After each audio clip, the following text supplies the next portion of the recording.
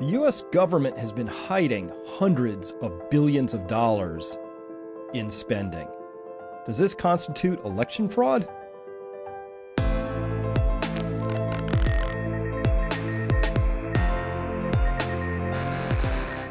Hello, everyone. I'm Dr. Chris Martenson of Peak Prosperity, back with you. A lot of you have been reporting to me about this concept right here, which is, what is this $500 billion increase in U.S. Treasury debt all about that's happened in just the past few weeks? So I'm going to explain that, but I think it fits in a larger context, unfortunately, that is kind of got some dark implications. And at a minimum, it points to a government that is not transparent and spending a lot of public money without being feeling the need to disclose that to us, the people who ostensibly, well, own the government, not the other way around. So this is the chart that's been going around lately, and this is off of Bloomberg, so you can trust it off of Bloomberg Terminal. That's the standard layout there of a Bloomberg Terminal chart. And it's $500 billion in a matter of just about 3 weeks there. And you can see the date range on this. Let me get my pointy tool out here so we can all see the same things. It goes from 10/15/23 to 10/15/24. So that's a full year. And you'll notice something right away. This goes from the high price here is at 35,751 billion, now at 764. And here on the 16th, a year ago, it started at 33,590. So you can kind of mentally subtract those two numbers. And if you get the same numbers I do, about a little over $2 trillion increase in the debt. So let's look at this very quickly and break it down so we share a common understanding. This is really important. This is the kind of stuff that's going to absolutely destroy the system, destroy our monetary system, destroy our financial system, destroy the economy, destroy the future. Listen, a lot of people, criticism says, Chris, people have been worried about the debt for a long time. Nothing has happened. And that's not a valid argument. That's like saying, Chris, I know people have been telling you that someday you're going to die, but it hasn't happened yet. So it's not a thing. It's an invalid logical construct. Debts, of course, do matter. They matter to you personally. They would matter to you and me if we pooled our debts and our income. Therefore, it matters to a whole household. It matters to a whole community. It matters to a whole state or corporation or country or world. Just because it gets bigger doesn't make it go away. It makes it a little more complicated, but it doesn't change the dynamic. Now, what I did was I went to that link down there, which is at treasury.gov. And I asked the question, what was the fiscal deficit, or no, wrong question. What was the increase in debt on any given month, which is supposed to be the same thing as the deficit. So I've written deficit up there, but this is where the trouble in this story begins, because there is a monster gap between these things. Now, what's supposed to happen is the federal government takes money in and then it spends money. And if it spends more than it takes in, then it has to fund that somehow. And typically it's going to fund it through increases in debt. And so it doesn't have to be one for one, because sometimes in a month the government might have a little more cash on hand, so it has to borrow a little less, but it eats into that cash. So next month it may have to borrow more. But if you average it out, the United States government for the past year has been averaging $178.6 billion of needing extra cash per month. Now, that includes, to your sharp-eyed people here, some of these months, which I've highlighted in yellow, actually are supposed to be net revenue positive months for the government, particularly April. We're all familiar with April here because why? Taxes are due on April 15th. So April is very traditionally a positive month. This month, in this last year, in 2024, it was only a $10 billion positive month. That is just chump change for this government. And January estimated payments are due, so they are also due in June and September. And in these months as well, they are not positive months by any stretch of the imagination. So that's not good. Well, here's some good news. Good news is that receipts are up. I get this from something called the Monthly Treasury Statement, the MTS, out of the U.S. Treasury Department. I like it because you know why? It's not like those fraudulent inflation numbers we get where things are hedonically substituted, weighted, adjusted and things like that. It's not like the jobs numbers, the McJobs numbers, which are sampled and modeled and then back revised, usually almost always downwards in subsequent months. I like the monthly Treasury statement because it's a very simple number. Cash came in, cash went out. So, good news, we see that the tax receipts, which were 4.869 trillion total receipts, total tax receipts, that includes income taxes, that includes the FICA or payroll taxes, and that also includes corporate taxes, and then any other excise duties and things like that. So those are the total haul for the government was 4.869. 2023, it actually went backwards by a little over $340 billion. That went down. So right now, year to date, calendar year to date, we're at $3.8 trillion. And if we annualize this year out, it'll probably come in at about 4.9 trillion. So good news, they're going to report in the news that, tax receipts are up a healthy 9.2%. But in fact, they're actually up only 1.4% from 2022. This was a big down and then a big up. So I think it's more relevant to look at it from 2022 because this would have only been consistent with a giant recession. And so that didn't happen, allegedly. So if we look at this, tax receipts being up only 1.4% when the economy is supposed to have grown a little over 3% each of those years, not consistent, something's wrong. I trust this number more than any other number. Why? Because it's just cash in, cash out. GDP is fraudulently massaged. Jobs numbers are fraudulently massaged. I believe even the oil data is fraudulently massaged. Every single number coming out of this government is kind of a fiction. So in this Cartesian crisis of not being able to trust anything, what do? I go for this one. This is easy, right? Cash in, cash out. It's just a statement. It's very hard to fudge this number. As soon as they start seasonally adjusting or otherwise statistically, hedonically massaging, the cash we're getting this year is so much better than the cash last year. Hedonically, it's worth more, but yeah, blah, blah. This is still just a number. Cash comes in, cash goes out. What's the balance? Now, so good news, receipts are up, but bad news, something else is happening here. This is the whole monthly Treasury statement, the MTS, and we're starting here in January of 22. We come through to December of 22, January of 23, all the way through December of 23. We start in January of 24. We only have complete data up through September of 2024, so October isn't in here.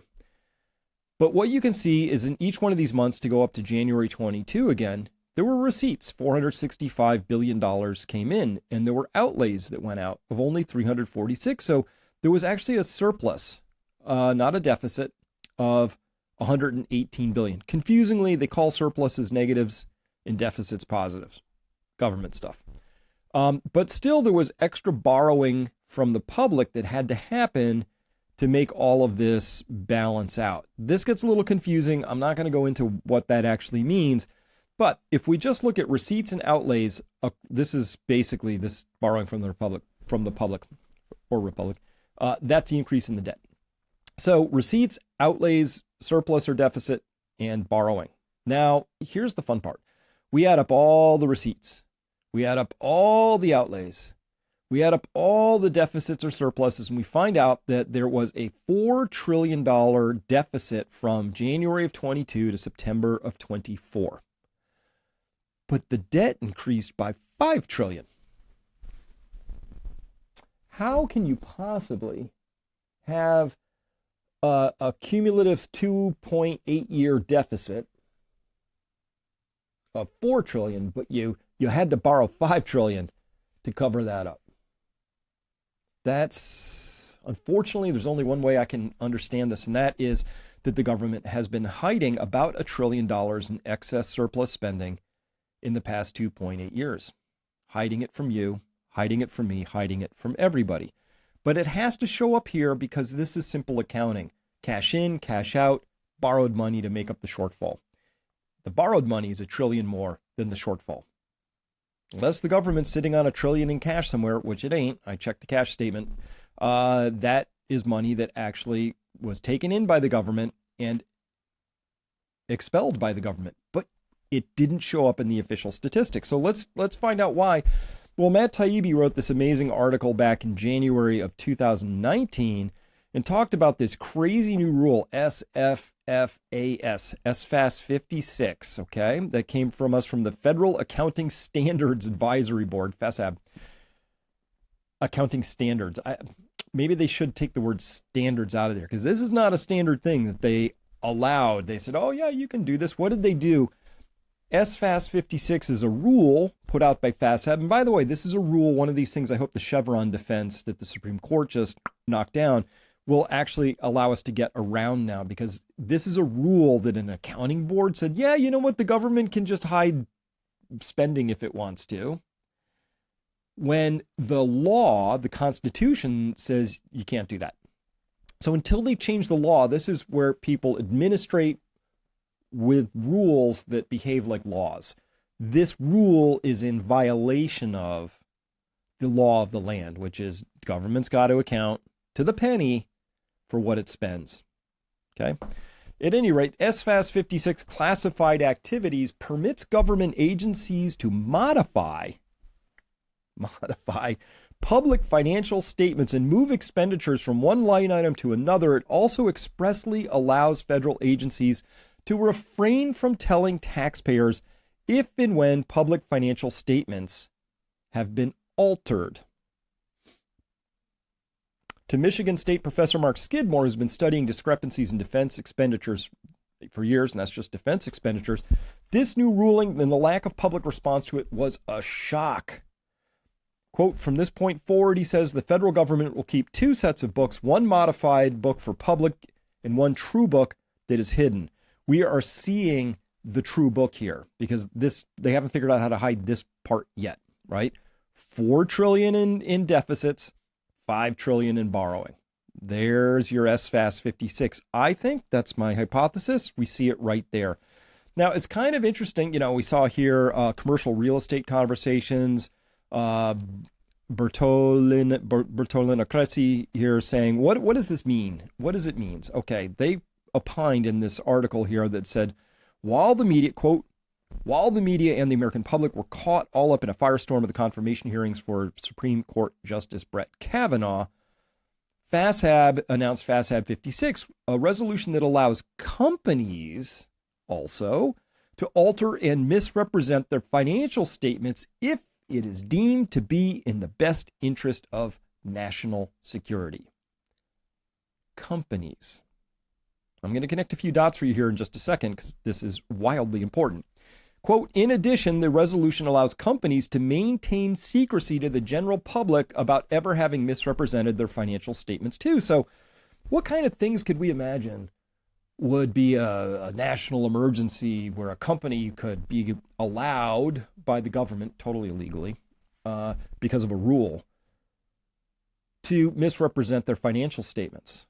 Now, any board of directors has been substantially, materially misrepresenting their financial statements to their stockholders. I think y'all are in some hot water here. So you should think carefully about this. But I could imagine Defense Department company, you know, like maybe they just wanted to funnel a little more money to Ukraine, but it's national emergency. So maybe Raytheon, not to pick on anybody, or Lockheed Martin, or a defense contractor. Let me just vague that out so I don't get in any trouble. But maybe it's possible that, you know, the government wanted to funnel money overseas for whatever activities, and it didn't want anybody knowing about that.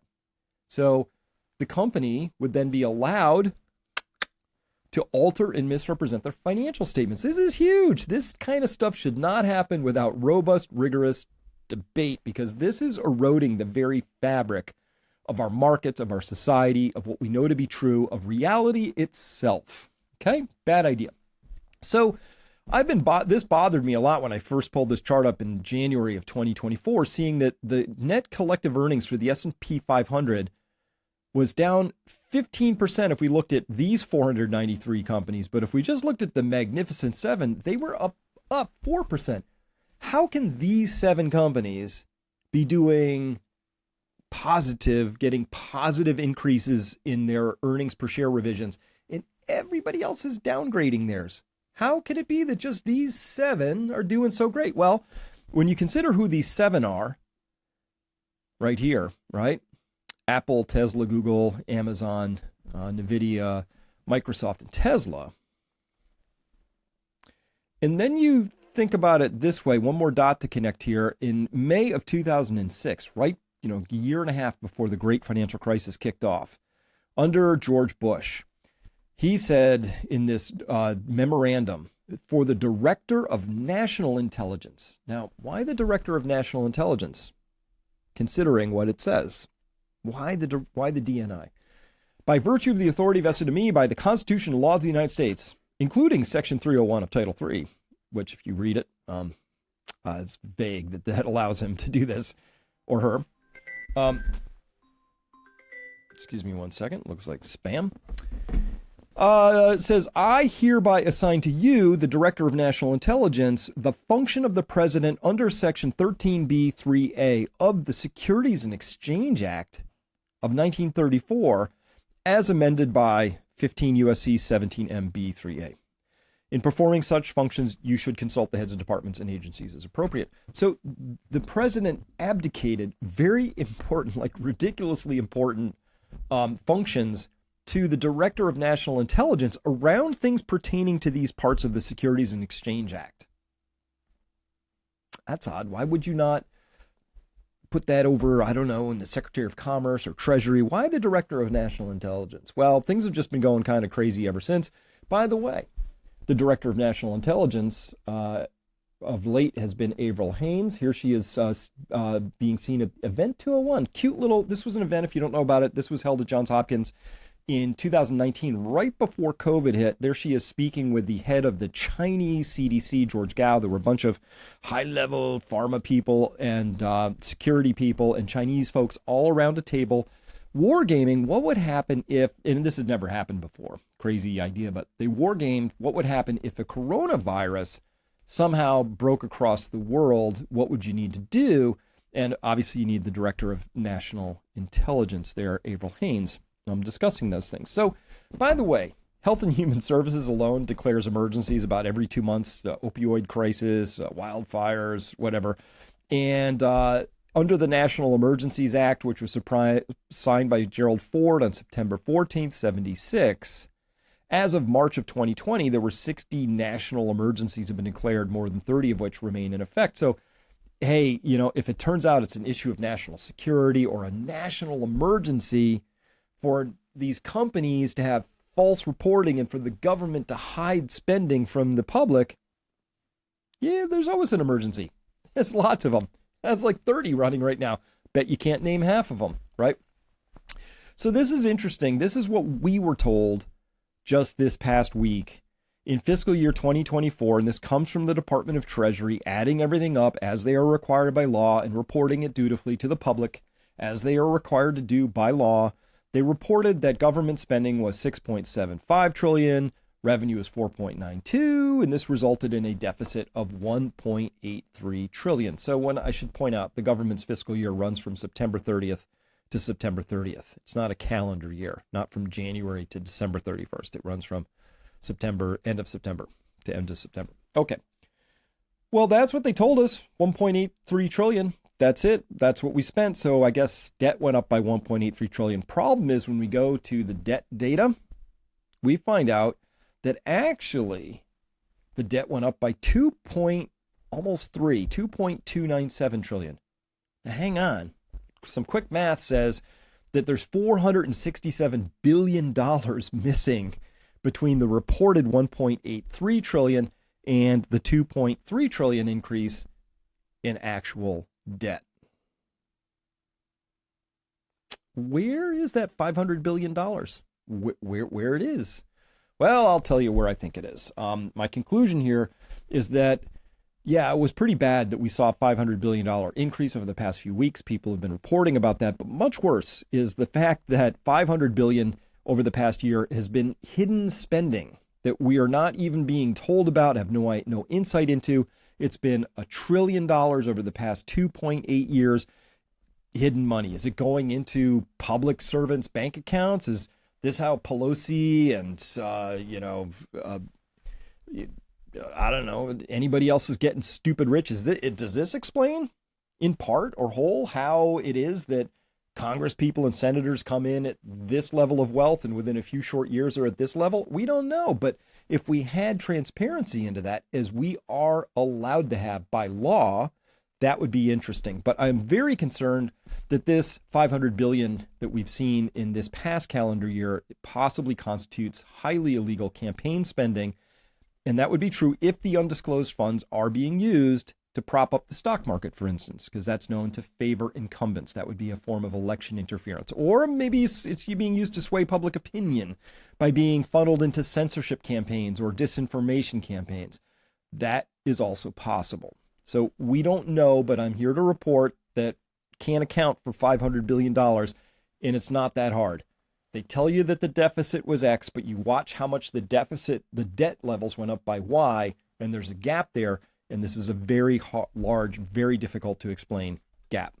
So anybody who's involved in this campaign cycle here in 2024, who's not an incumbent, you might want to look into this. Give me a call. Be happy to walk you through it. Okay, for everybody else, we are going to be going over to my subscribers at Peak Prosperity and carrying on, because we got to talk about there's a cyber attack that's planned for Election Day. Not really. There's a training exercise on Election Day, but if you've been following along, you're nervous about training exercises.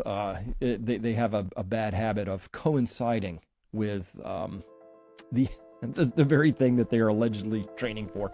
As well, gold and silver slammed, of course, but we got to talk about what that actually means. So for everybody who is a subscriber, Peak Prosperity, come on back over. We'll talk about this.